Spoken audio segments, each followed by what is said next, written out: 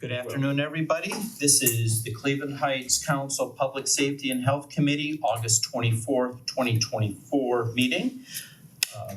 Patty, would you please call the roll? Posh. Here. Larson. Here. Cobb. Here. Thank you.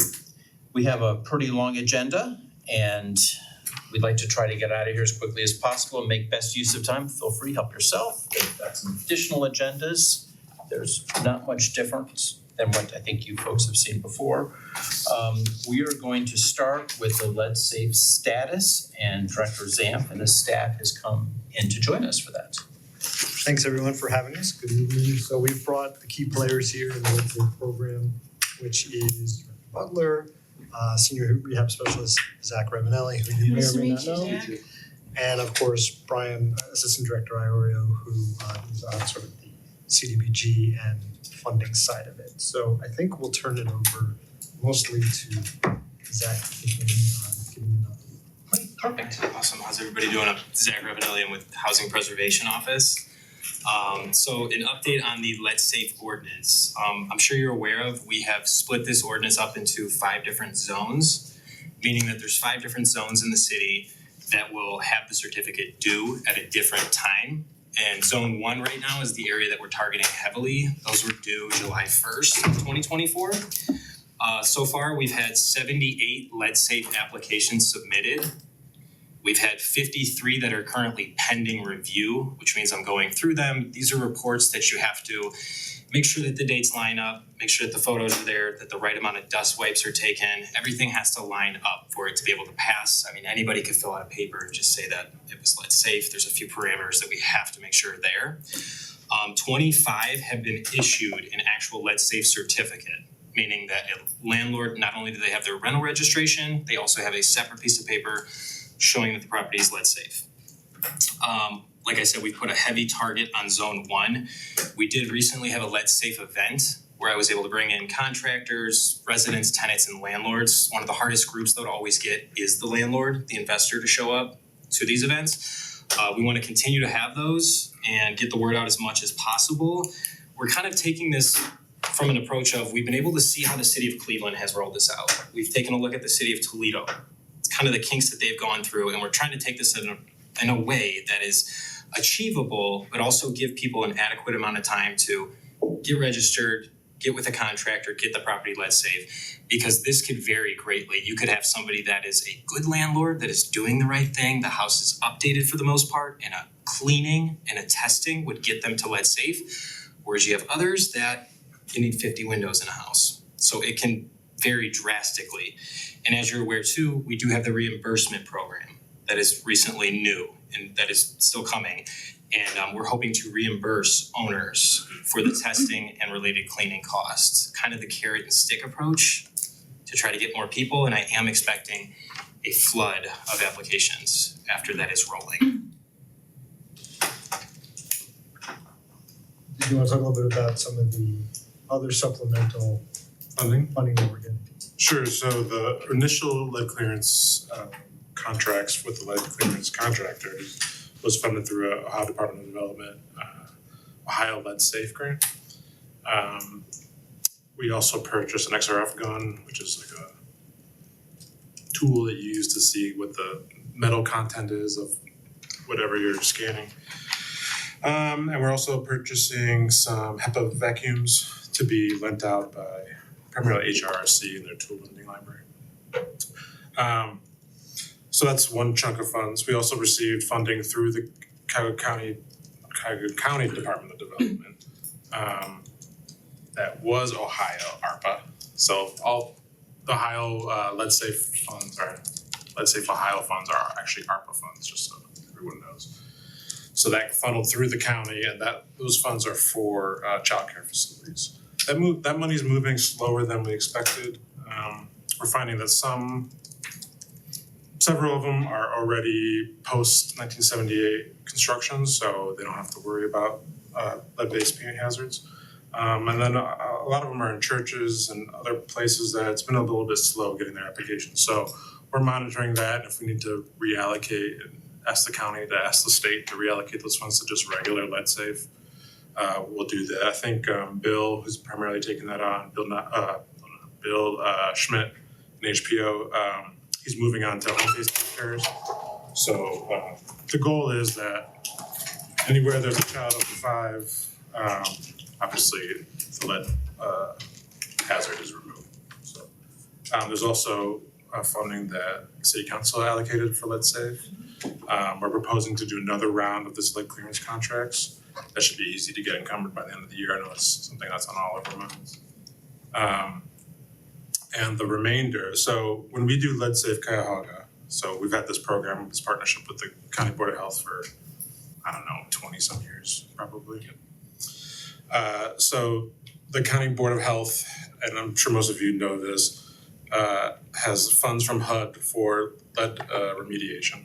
They also have a program called Healthy Homes, which is health and safety program or health and safety repairs, replacements in order to support the lead safe work that's being done. That's how we use it. That's how the county uses it. We're proposing to use that other half of that lead safe programming sort of in a combination, lead remediation and healthy homes. So we ran out of healthy homes money over the summer. So there's lots of projects that could use those additional funds. We tried to use our CDBG funds to supplement that as best as we could, but there is a need for more health and safety repairs on our lead safe projects. Is there other funding you're thinking of? Nope. Okay. So it's the sort of funding environment around lead safe currently, which is great because there's been a lot of infusion of public dollars into lead remediation, which is really helping boost the amount of contractors available to do the work, which has always been a problem. I know in parts of the state, especially rural parts of the state, there might be zero lead. What's the term?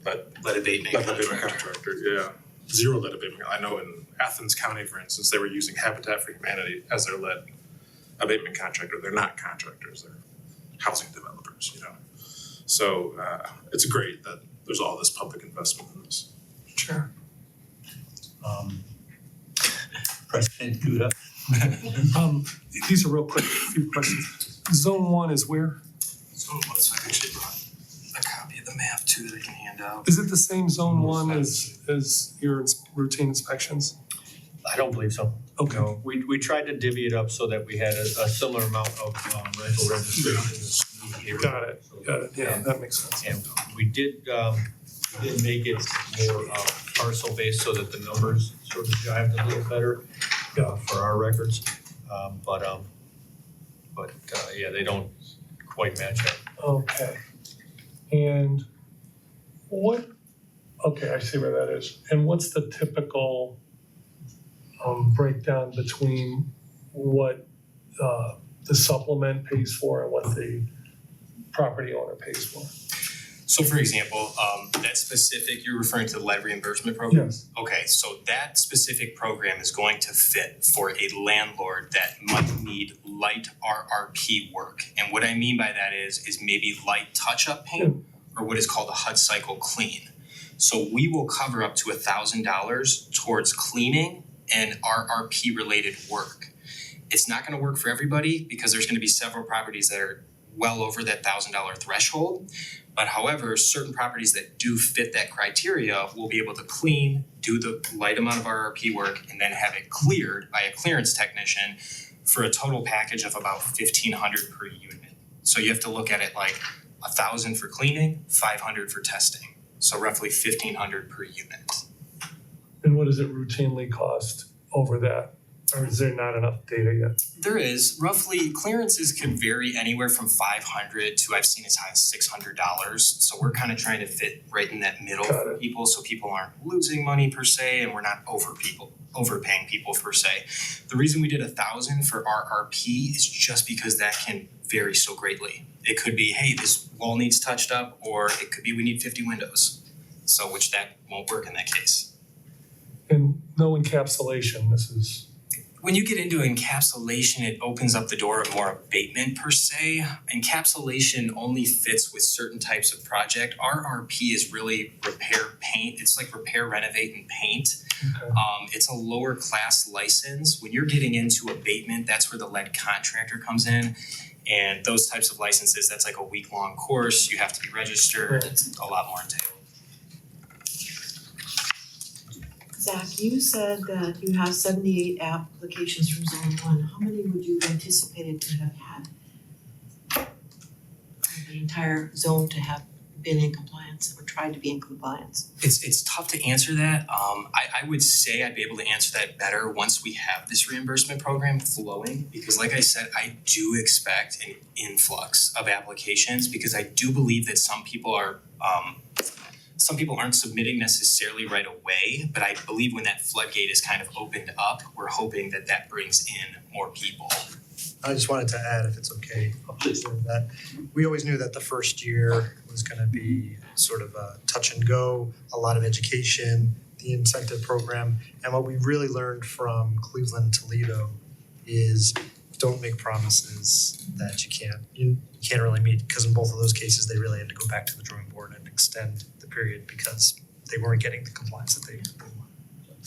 So I was remiss for not introducing President Kuda and Councilperson Petrus and Mayor Sarin, who has come in since the meeting has started. And Mayor, you're always welcome to sit at the table if you'd like to. Councilperson. So certainly understanding, like you said, the first year, you have to figure things out. Do you happen to have at least a gut feeling for how far through the 5 zones the existing funding will get us? As far as like you're saying, the 500,000 that we have currently, so you're referring to All the different sources, I guess, that You have 1 million from ARPA. Yeah, so just trying to get a sense for if you think that it's just enough to complete the first zone, or if you think they'll get us 50%, 75%. I mean, so if we're doing 1,500 per unit, not every unit's gonna be clean. Some of them, and some units also are post 78 too, so they don't even have to worry about this. The funding, if we did the full 1,500, it'd be about 670 units, which is not that many in consideration of all rental units in the city. No, but I do think it would cover Probably the end zone. up being about. Yeah, I think it's mostly going to help zone one more than. Okay, so is there additional grant funding that we could find, or is that something that we should be prepared to allocate funds for? It's probably something that you may want to consider is allocating funds, just because I don't know of any programs that would fund this other than something flexible like ARPA And Cleveland certainly has a lot of foundation money into their program. program, which we're still trying to pursue that, but it's likely a local contribution or a local budget, and then seeing what other sources we can. To make it stretch, I think 1,500 is fairly generous. I know maybe a landlord would disagree with me, but that's a good amount of money to get this done. If you don't own a building that's totally dilapidated and blighted, I mean, on a conventional rental unit that you would expect to be in the condition that we expect through our housing code, 1,500 should get you there. So is there like a lead safe certification that we can badge and give the landlords and the people that are participating in the program to, I guess, hype up the program a little bit and actually show that there is some value here? Like for literal on the unit. Well, not necessarily in the unit, but maybe give them the option to put it on the unit. But it might be something that you can brand and use as a marketing piece. Paper certificate. We do, yeah, we have a paper certificate that it's almost identical to the rental registration. Okay. And it almost looks the same, but I think you're gearing more towards something to kind of post it out there like. In a common area or something. Yeah, but we should mention the state website. Which one? So everything that goes through this program gets reported, and through our Lead Safe Cuyahoga program gets reported to the state, and they have a database of lead-free units Right. that renters could access. And at some point, it might be worth having the city put up I don't know if we're allowed to do something like this, but maybe a listing of units that are lead safe in the city. You know, a listing of stuff that's been tested and cleared, which probably could come right off of Citizen Serve. Yeah, and let's also be clear to people that may be listening that are renters. What the lead clearance does is it tells you in that moment in time that that unit was lead safe. You know, if they still have wood windows that were painted over, opening and closing could still release lead. So it's important for people to know that in order for you to remain lead safe, it needs to be a clean unit with minimal dust. So there was another question that one of the contractors who visited us, I believe, in our last meeting, he was concerned about the payment process, about how he would get paid.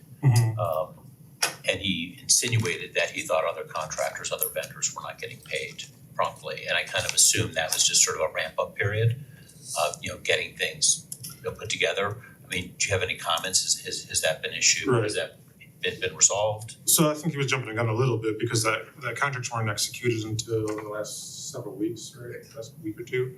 So we wouldn't make any payments on anything we don't have a contract with. So that was on purpose that we didn't reimburse him for anything.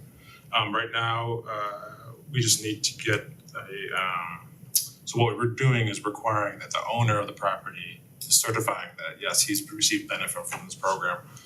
Just so that a contractor, I'm not saying any of these ones would, but just so a contractor can't charge us and then also charge the property owner for the same service. I understand. So once we get those, then he'll be ready for I think he's already moved into our vendor system and our finance system, so it should be fairly quick once we get those.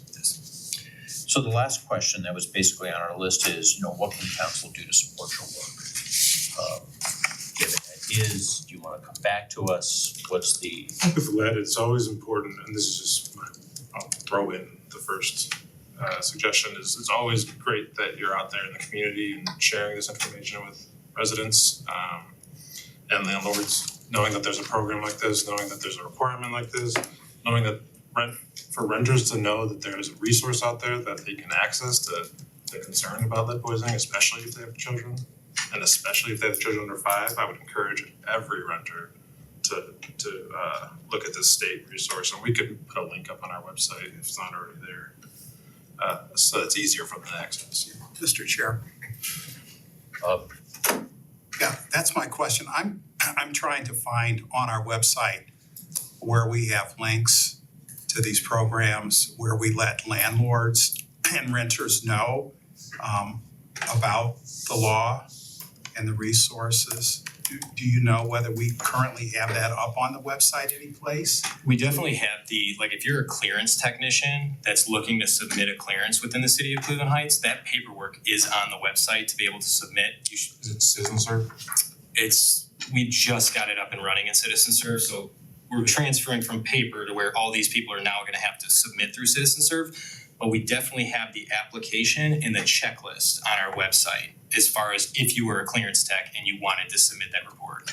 Our website's a bit of a nesting doll, so you're suggesting maybe have it more obvious where, Well, it needs to be yeah. more robust. How does a landlord know that they've got this ordinance that they've Like on got the to comply homepage. with? Pardon? Like on the homepage, have something that they can click.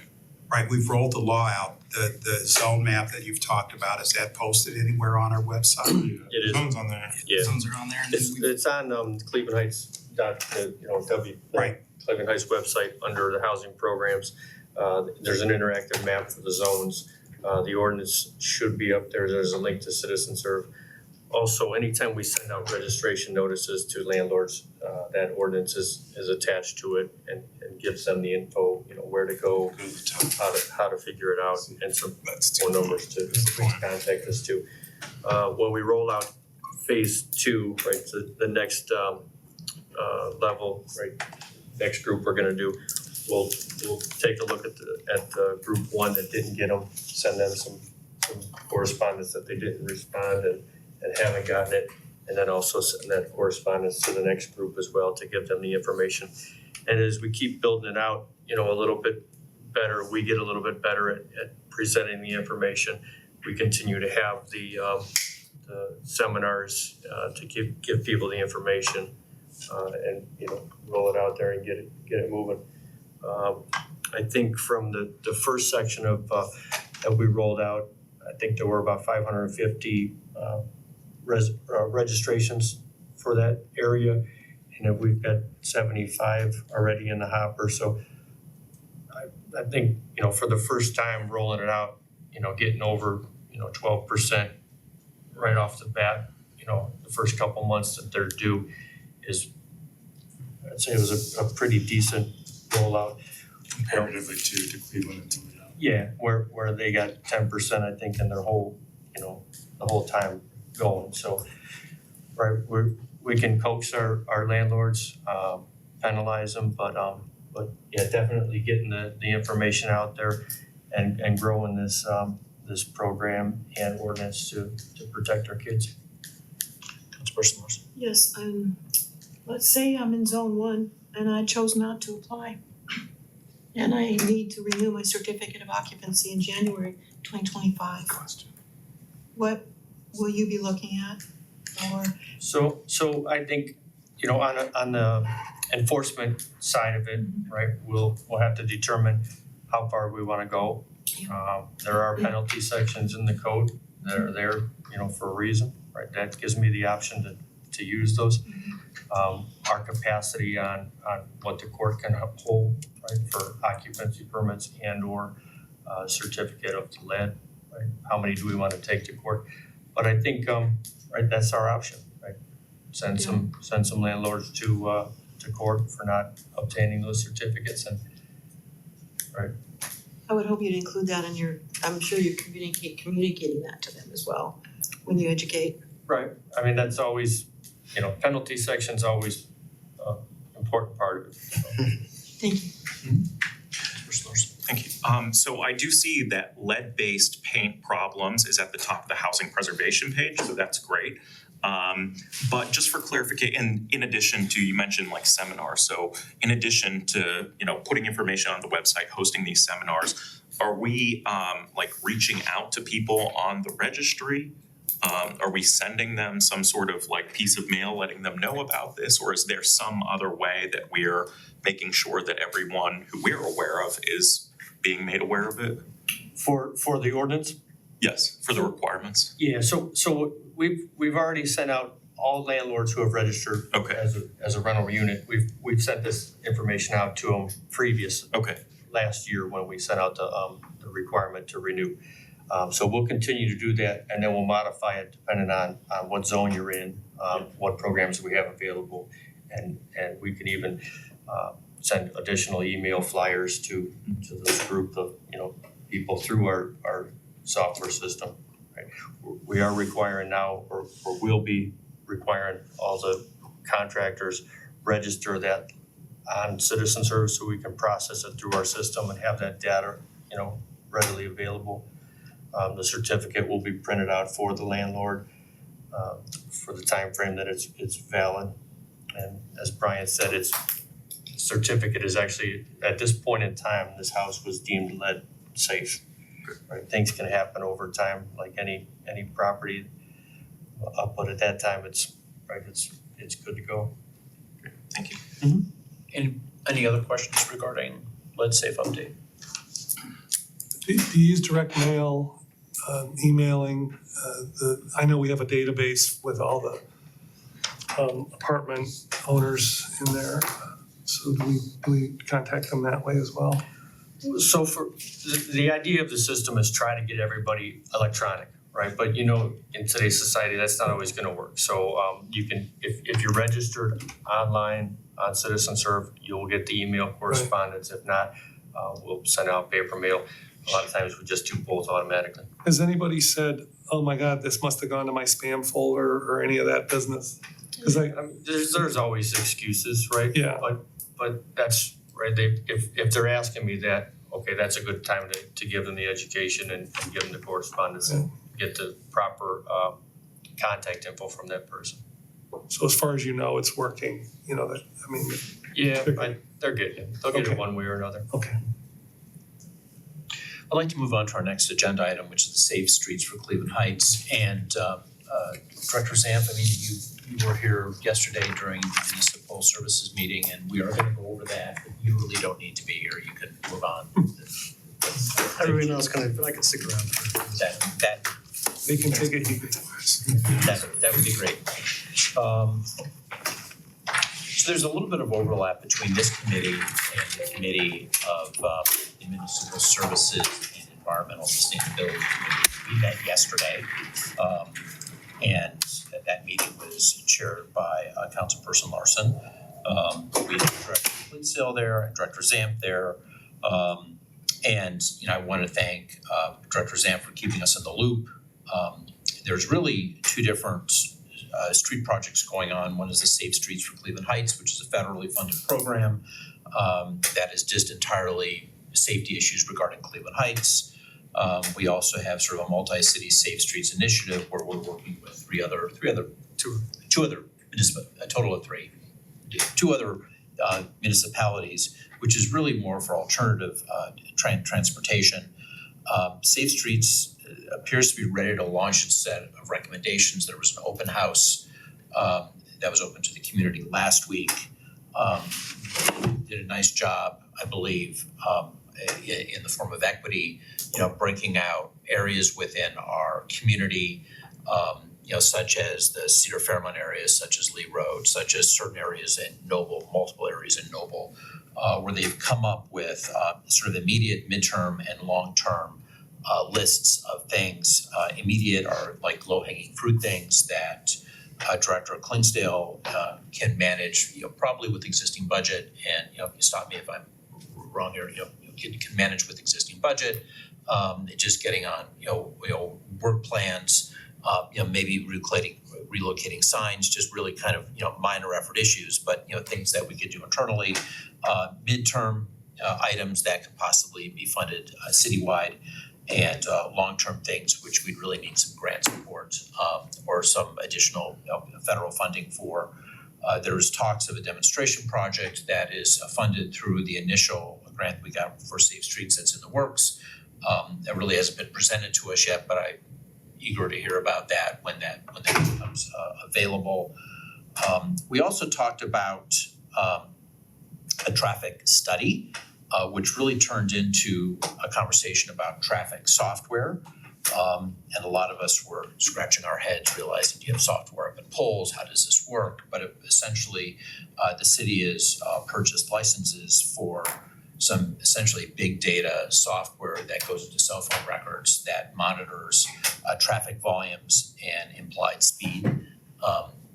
And would like to begin using that in various areas in our community. And I will give an example. And where I believe the mayor explained that there's gonna be a bit of a change of city processes, where it used to be in a neighborhood where a neighborhood had the opportunity to submit a petition. And that petition would be reviewed. Maybe you'd get a box on a traffic pole that would measure speed, a little radar gun inside, and catalog the volume to really determine if there's really a true problem. I mean, a lot of neighbors are concerned about speeders, but maybe they may feel it's a problem, but in reality, compared to other streets, it's sort of standard operating procedure, even though it's not right. But what's nice about this software is the system can proactively look at hotspots. It can also be used where, for example, there's a stretch of Blanche Road that we know of, and their neighbors are very, very are advocating us and staff about getting a traffic table there, for example. And they have a block party coming up where they want to submit a petition to the city about, please give us a traffic table. We're trying to justify it. There's real interest. So the new protocol is to use the Access Cleveland Heights app instead. Log the complaint, follow up, I think, with your elected officials, the Mayor's Action Center, all the people that you normally advocate with, and try to see where it kind of fits into this, this traffic software piece. I have to tell you, it's exciting to see the fact that if truly the speed, the inferred speeds that the software sort of calculates, if it can be accurate, I assume it is. But if it can be, and if we can look at hotspots, I think that's gonna really be a game changer for cities like Cleveland Heights, where we do see people driving really very, very quickly. I have done my best to try to recap your meeting. Did I miss anything? Is there anything else that See all these check marks? You covered those. Cool.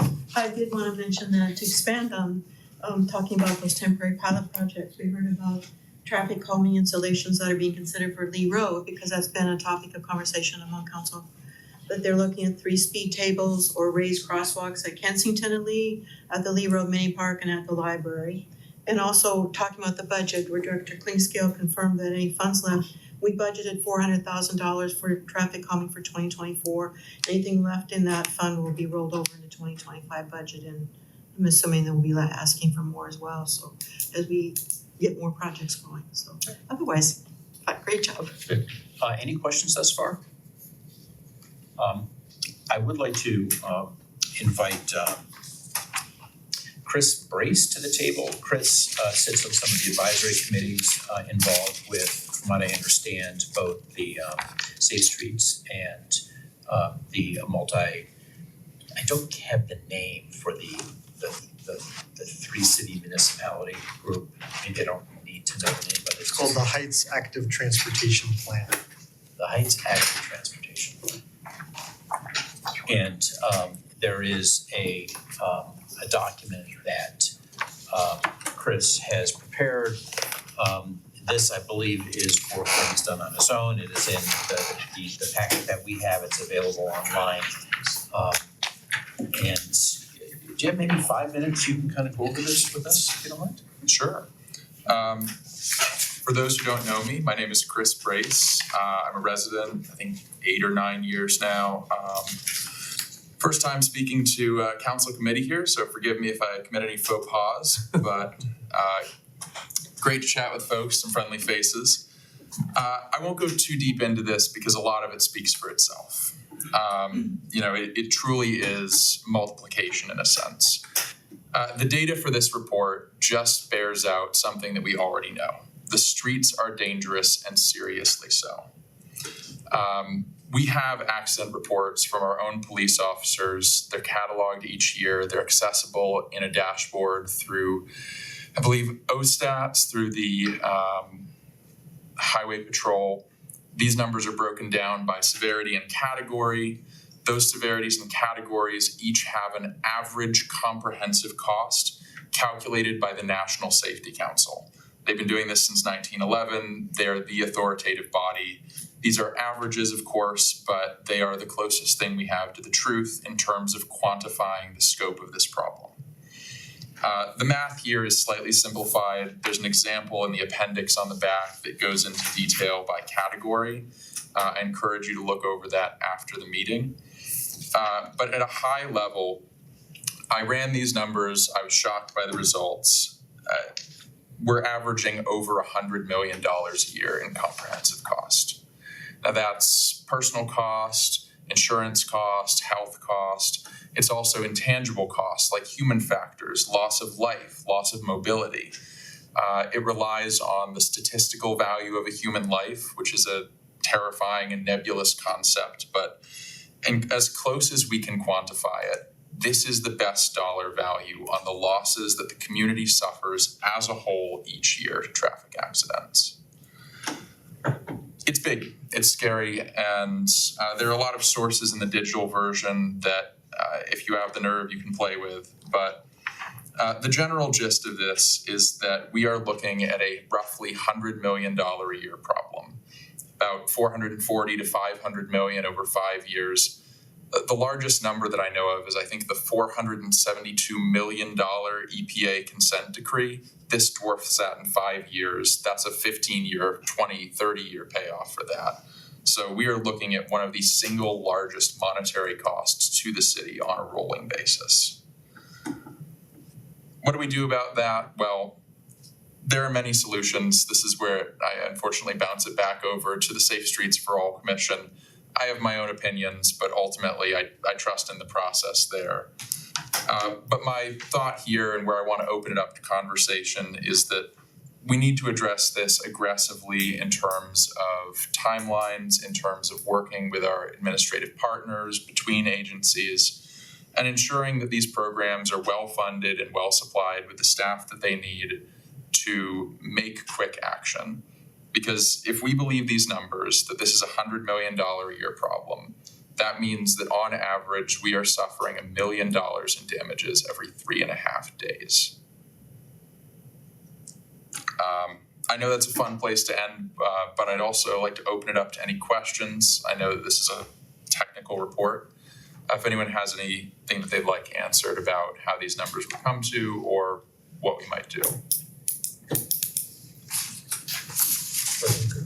So this line here, is this European Union?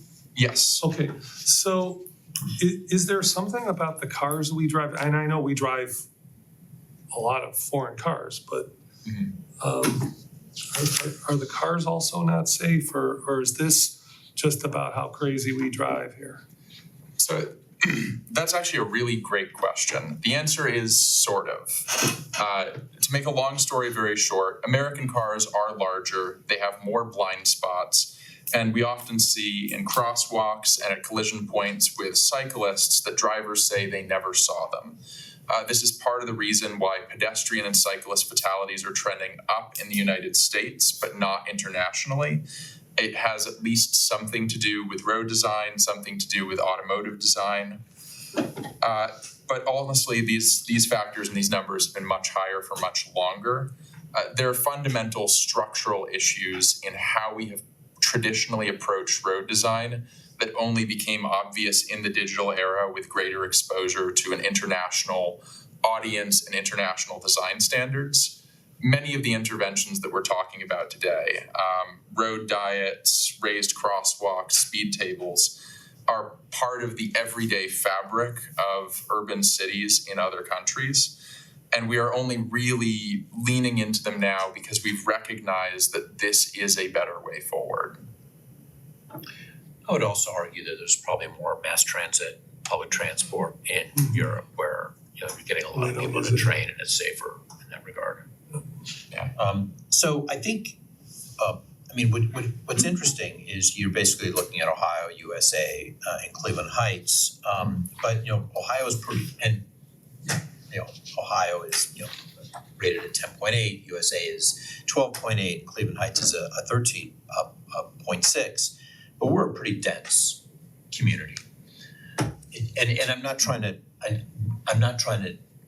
knock this, and I know that it's all relative, but it might be helpful, and maybe we can find the data ourselves, but how does Cleveland Heights compare with like close communities? Because if we're trying to compare against, someplace in Orville, Ohio, which is maybe another beautiful place in Ohio, you're gonna have a lot less.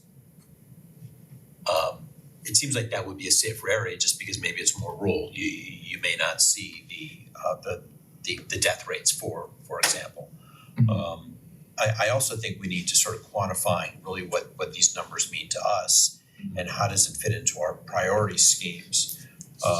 We have really great work coming down with the safe streets. It's like best practices, consultants, coming in from the outside, telling us what works in other cities. This really seems like it's, wonderful stuff that we're trying to tackle.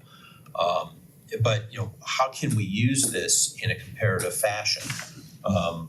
My favorite city to compare things with is Shaker, just because that's, sometimes in my home I hear the word we and I don't know if it's Cleveland Heights or Shaker. That's my problem. But we have South Euclid, and so I'd be curious to see kind of where we stand with these, not knowing that, not using it as like a judgmental kind of standing, but maybe are they doing something different that maybe we haven't thought about? And I think that's a good use of committee time to think through, and then take it back to staff. If I could just add. Please. I agree with everything you said. I think a best practice in sort of the administrative end of things is always trying to get those comps that are nearby. But my reading of this and of Chris's work, and by the way, Chris is on the technical advisory committee for the CSAP, so he's part of the process, is that council will need to dedicate money, significant amount of money towards traffic and transportation. So while there's an administrative component to this, don't get me wrong, I do think is speaking to the right group of people here, because it's ultimately going to be your call if you're going to include more traffic calming or other funding in next year's budget, et cetera. I was curious if you're going to have a component, because it's budget season now. And so, and you talked yesterday about the CSAT being ready momentarily or in the short term. Will there be a component in that recommendation for budget requests? Oh, yeah, absolutely. So, the chair mentioned this earlier, his remarks of the CSAP is there's grant funding that's coming up, including this demonstration project, which is due this week, and then implementation funding. But there's a large part of this that is local allocation. There's a match that we need to have anyway. So I think we want to make sure, and we'll have long conversations about this with you in the budget cycle, is to make sure that it's not just traffic calming as it's been happening, but maybe something more specific and substantive, like permanent. Thank you. So in my travels, door to door stuff and all that, I brought this up. I think I brought this up the day I was sworn in, actually. This was the number one complaint in Cleveland Heights that I got when I was out door knocking and so forth. People speeding on side streets. I want to make that clear.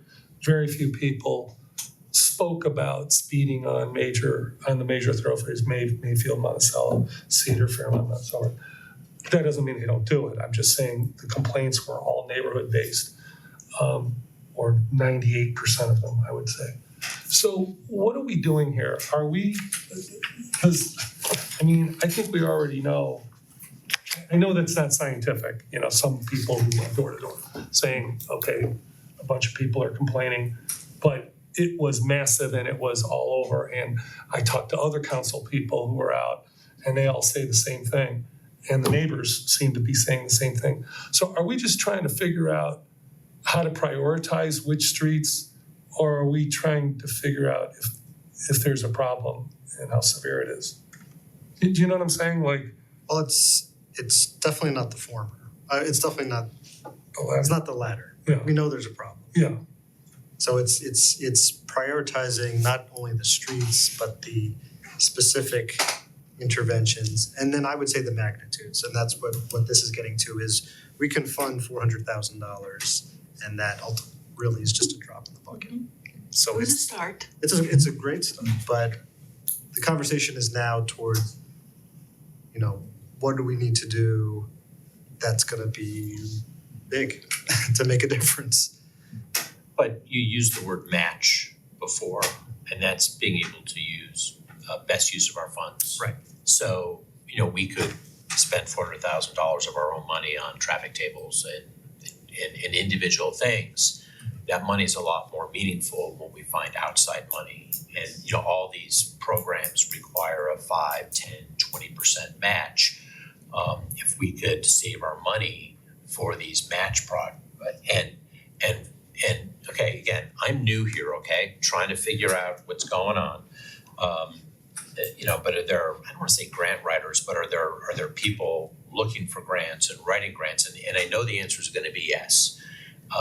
But the issue is, can we fund some of that work with additional resources so you can get more grants?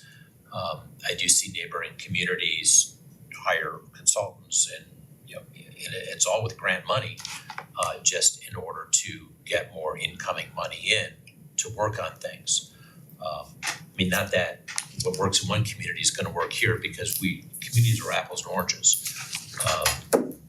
But I think the key is how can we be part of the solution? What can we support? What can we fund? So we do have a grant writer who's been working with us and our consultant on the demonstration grant. They've been the one who's pointed out that we likely can use our existing traffic calming funding as a match. So it's, being more efficient in that way. But we want to make sure that we sort of build into our planning efforts that ongoing effort, so that these future opportunities that do pop up, we can come along and say, yeah, we do have that 20% match. So I think we need to, with the help of our residents, figure out, to what extent. and the phrase that I kind of want to put into the air is institutional capacity. The planning department, I know, has grown and sort of regrown back to its full or nearly full staffing level in the last few years. And I think we're seeing the benefits of that. But I've heard talk about things as diverse as, you know, bringing on a professional engineer to bring part of this process in-house. I've heard talk of other initiatives. The idea here is that the funds that we allocate should not be mostly going to Compton Greenway style programs. The idea is a heavy focus on those short to medium term goals. The reason for that is twofold. One, it gives us a ramp up. So when these larger projects come along, we can say, here is a road diet we've already done. We want to put it in stone. Here's our request for $3 million, not $200,000, which started out the first time. By having this local headway, we can put our hat in the ring for larger projects down the road. The other factor is immediate results. We don't need it in stone to be safer or 80% safer than it is right now. We can do with paint, plastic, and flexi-posts the kind of road redesigns, chicanes that wiggle the road to slow drivers down, speed tables that are quick build. These things have a massive impact right here, right now. They stem the bleeding, as I get to reference the title of my report. And they also build the institutional capacity to really build the right thing when the state, county, and federal money comes along. So I want to look at this from a different perspective, if I can. And this sort of goes a continued conversation that we had in our last meeting, and it involves a conversation I had with Chief Britton. And he actually put a narrative. There was an email back and forth to myself and the mayor after he spoke, and it's actually in the packet that I gave you. But one of the things that one of my jobs, homework assignments, was to kind of go back through the courts and look at citation data. So when you go back to 2015, the city of Cleveland Heights was issuing 10,300 annual traffic, 10,300 traffic cases a year, and that's in 2015. This past year, 2023, it was 4,550. And it's obviously a stellar difference, but we know that our safety forces have been, they're resource limited.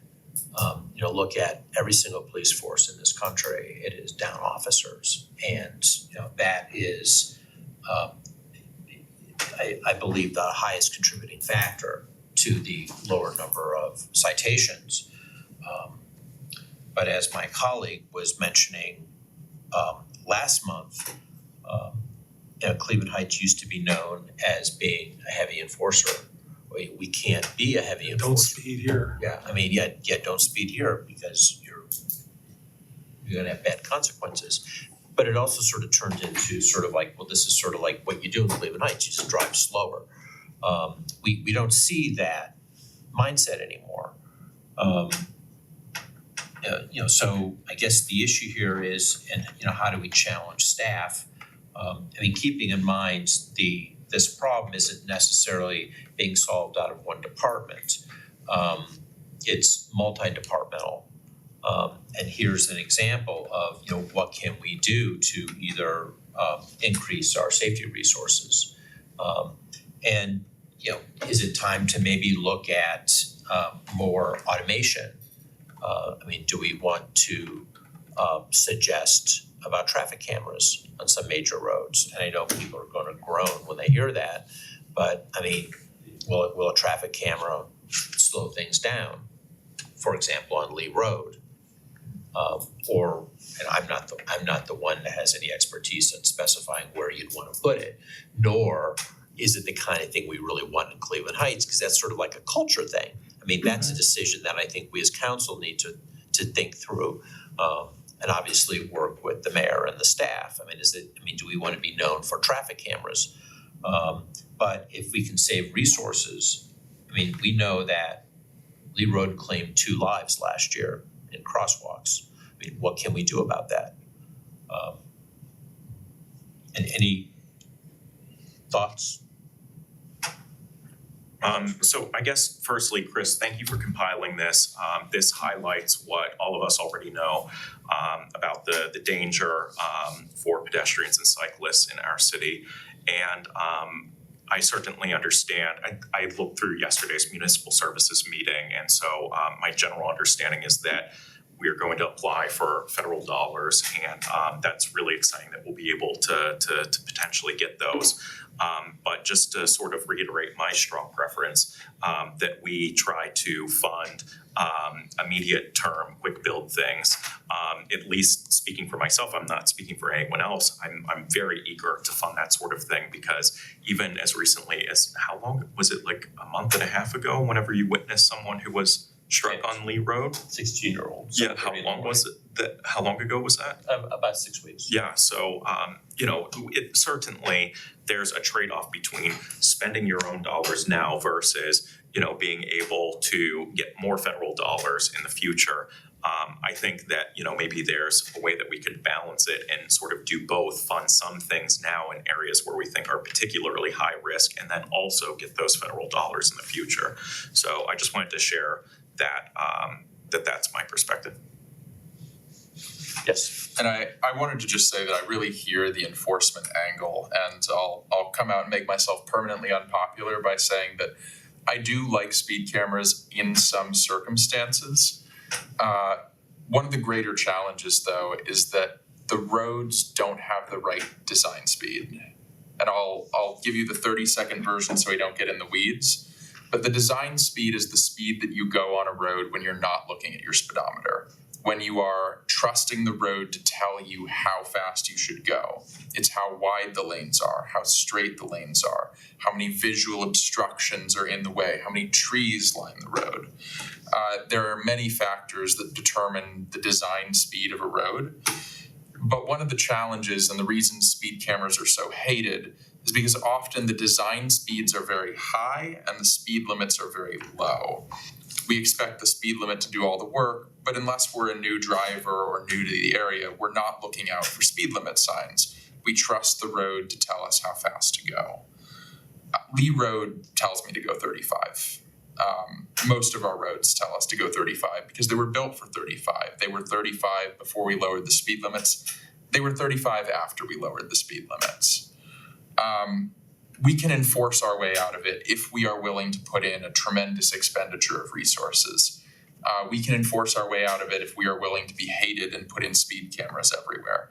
And I do support speed cameras with reasonable speed limits in places that we need to target for absolute enforcement. But the way that we work our way out of this is infrastructure. Expensive, annoying, maybe cheaper and quick build if we can do it infrastructure, but the only thing that lasts is stone. Well, those are good thoughts. Anything else to share? Just very impressive. Thank you, Very Chris. helpful, yes, thank you. Thank you. I would tend to agree that with also a perception from our citizens that if we do some quick builds on places that have been, we've seen complaints on where people have died, wherever those high priority places are, that, and I would assume that that's kind of where the funding request would be applied as well, that it makes a lot of sense to build this infrastructure. And the other thing about that is if people start to see these speed tables, they're gonna be looking for them. Even if it's not on this road, I wonder where the next one is gonna appear. I mean, let's keep them guessing if that's what it takes is a perception of how fast they're allowed to drive. Thank you, Chris. Of course. Well, I also think those cameras also, if you're looking at low hanging fruit, the cameras that hang off a pole, that will tell you you're speeding. Yeah. I think those are strong, so I think they're very, very helpful. Before we move on to the next topic, is there any other questions on this? Thank you, thanks for your time. Thank you for having me here, folks. I appreciate it. So, dear management, in the attachments to this meeting, thank you very much. I shared a memorandum that was prepared at least years ago. I don't necessarily think we need to talk about it unless there's certain things that you would like to mention. But I did reach out to the mayor and the mayor's office about his and I put the dialogue, it was an email dialogue, I put it in the packet that you guys have seen here. I mean, basically, it's on the city's radar, awaiting results of the sterilization trial by ODNR, the Ohio Department of Natural Resources in South Euclid. There's apparently a pilot program going on there. We're waiting for the feedback on that. The mayor asked, well, I mean, he knows that residents have been reaching out to us and was looking for that kind of feedback. We had discussed some kind of public forum, and my gut feeling is that's kind of like a good idea.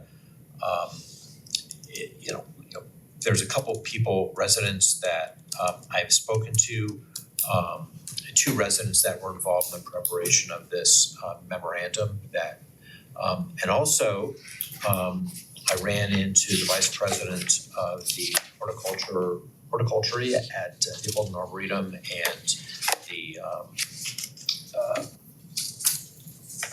place University Circle, why can't I pull it out of my head? The botanical gardens. And she had a lot of things to say. The one thing that was the most scariest was the deer have gotten to a point where she believes they're impacting tree growth and it's deforesting the city. And granted, that's a pretty big statement. You have to obviously fact check everything. There's an expert that's coming down the line and saying we have issues.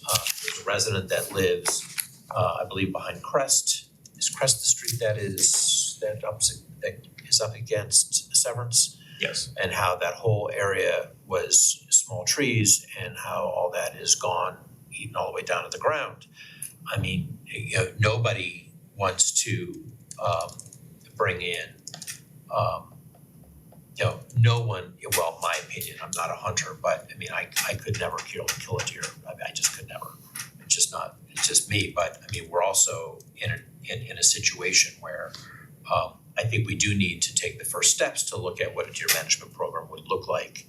And maybe that timing would dovetail into looking at the trials. I mean, the first thing that I have heard that you do is do some surveys. And it's not only surveying the number of deer, but it's surveying your community to get a sense of how big they perceive the problem is. And I think that is what we can accomplish in a public forum. Any thoughts about that? Have you heard when the South Euclid report's coming out? Because I would have thought it'd been out by now, but I heard any updates on it. I can find out. I could ask. Because I think that's gonna be really important data. Mhm.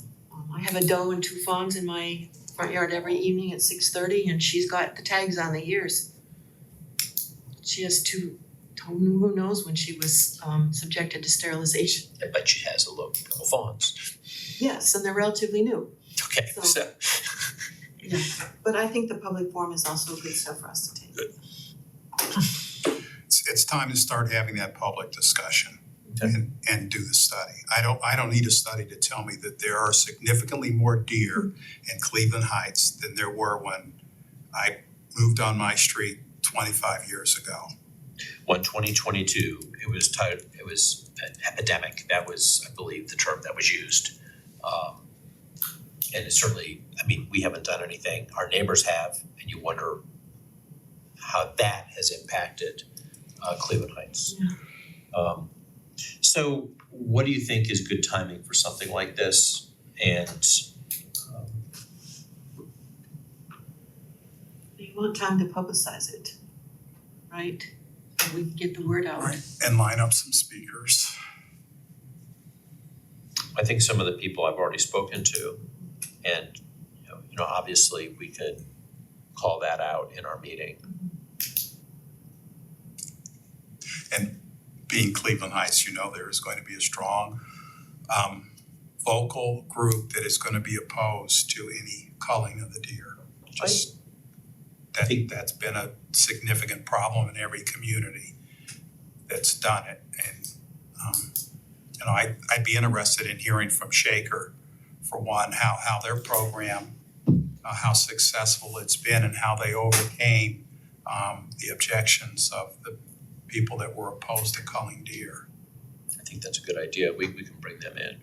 So one thing to add, I reached out to the Ohio Department of Natural Resources on this topic to learn more about what other communities are doing. And regarding the South Euclid sterilization pilot, I just found it. They told me that it could be 5 to 10 years before there's sufficient data to make a judgment on whether that program was successful. Based on the number of people who have talked with me about this issue, it's hard for me to believe that most people would be okay with us waiting potentially a decade before doing something more than just waiting for the results of this. So just one, data point that it could be 5 to 10 years before they have sufficient data. Well, I believe there was some astronomical survey data of the number of deer we had in the early 2020s. Okay. And if you would, just compare that now and then, add another 10 years to that, I mean, Extrapolate. yes, yeah. Deer all the time. So what are we gonna do? I mean, would you rather call thousands of deers versus hundreds? I mean, none sound appealing to me, but I think we really need to have a better understanding of really what the problem is, what are the counts, what are the paths forward. I do like the idea of bringing someone in from Shaper. It doesn't necessarily have to be Shaper, but maybe a neighboring community that has seen this issue. The mayor in his dialogue was very apprehensive about bringing sharpshooters into the city. I mean, I think we all would feel the same. You know that Sunny Simon is the county council member that initiated the South Euclid project, so she may be willing to come and speak as well, if she has the time. Find out. I don't think we can pull this off before her next meeting, No. frankly. But I think we can maybe try to set a date in our September meeting, if that would be acceptable for everybody. Works here. Any other items, any other things to talk about regarding the deer management? Well, I'm glad you started that. Well, it's a team effort. We're all in this together. The last thing is sort of on the second page, item number 5, the role of the Public Safety and Health Committee. What I'd really like to be able to do is try to get some expectations that we can get a better understanding of the city's vision when it comes to safety, the tangible projects, and get some definitive timelines. These are things that, we can track along with staff and work together to try to figure out, where we're at when it comes to safety. I mean, are we okay? Are we not okay? I mean, I will tell you, if you just look at this from a traffic perspective, I think we all agree we're not okay. Someone at this table is certainly not okay with deer. Yeah, I'm not okay with our traffic situation either. Yeah, We need I strong agree. law enforcement to go along with traffic calming measures, because that traffic calming measures does not address distracted driving, reckless drivers, and the impaired drivers, which is only going to increase with recreational marijuana being available. Mhm. I mean, every time I'm driving, how many people are on a cell phone? Seems like everybody is. Mhm. Sorry, I went on a rant. And I gotta tell you, when you're driving with your windows down, you're smelling stuff you're not supposed to be smelling. Question for you, do you think it's possible to get, because we haven't gotten any data reporting from the police department for a long time, if it would be possible for us to start to see like, not even a verbal report or something, you know, in council meeting, but some data that council could get from the police department data collection process, so we don't have to go into OSTATs to get information. And that will give us a, you know, periodic, regular piece of data that we can start to see trending or have some basis behind what we all know we see, our perceptions. But they'll be data oriented. Well, that's why I used, I believe, your suggestion, Councilperson Cobb, regarding getting the traffic cases from the county, or the traffic cases from the courts. I mean, that would be a good, Monthly. but that's, you know, monthly was good, okay, well, you'd have to track, if you wanna looking at it monthly, you need to sort of also, you know, compare, you know, winter months versus, you have to compare January of this year versus January of next year. But I mean, I think that's the kind of data that I almost feel like a committee like this needs to, you know, maybe either start or end with, hey, look, these are all the new counts of the citations for the previous month. For example, is it trending up? Is it trending down? You know, how many of those were speeding infractions? And if we're concerned about, you know, driving under the influence, you know, maybe start tracking that kind of data as well. The e-citation software that they have in most of the patrol cars is supposed, from what we understood and when they presented it, that it's supposed to break down demographics of the drivers and No, we haven't gotten an update on that, so I don't know where that is. I did ask about it when we outfitted those new patrol cars, that they would be getting e-certification. Chief said they would. I said, so that'd be, what percentage of the patrol cars have e-citation in their vehicle? Well, maybe that's something that, you know, we can ask the chief to come in and share with us. I certainly don't think that we should ticket people just for the sake of ticketing people. But I am curious to know more about that data. That's a very stark decline, and I'm not aware of any sort of like explanations for the decline. I know that in the report released by the courts, it just like notes the decline, but it doesn't, I don't think that it talks about reason. So I think if anyone could like provide, I don't know if there's been a change in policy or something like that, that would be helpful. And then also to try to understand, you know, the number of traffic incidents. Is it on par with what it was whenever, you know, whenever we had 10,000 citations, meaning we're just as safe, even though there are, you know, 6,000 fewer? Or is it the case that there are now many more?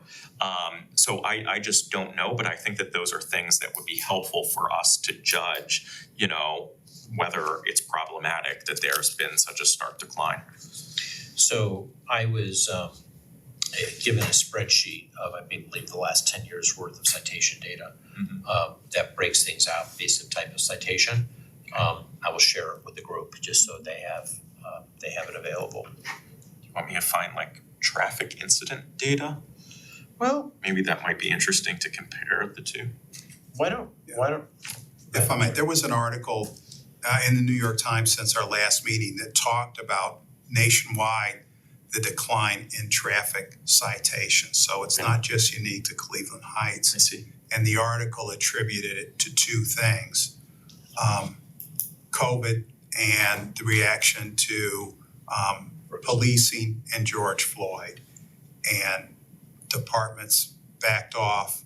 And as the chief mentioned in his memo, there's shortages, there are policing shortages. And what's the first thing that usually gets cut in a police department is your traffic enforcement bureau, and that's where we typically put our younger rookie police officers. We're doing traffic enforcement, and the chief has cut that out. Now, I don't know to what extent the mayor or safety director has also directed the police to back off on strict traffic enforcement. I don't know. Well, when I spoke to the chief, I mean, he was pretty direct in basically saying, you know, it was a resource issue. And, you know, he inherited this, just so we know. I mean, so, and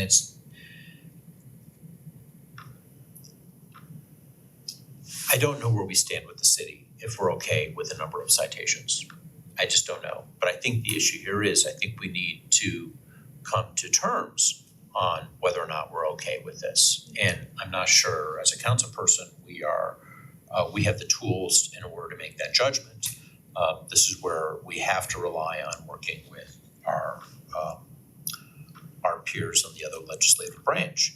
I would like to try to dig in with the citation though and try to see where we stand with other cities. I do believe it's down. I think you've read about it. I mean, we've known, coming from the school background that I come in, there is just, less safety officers you can get in your schools just because you just can't hire them. And behavior incidents are up. I think we need to spend some time figuring this out. Agreed.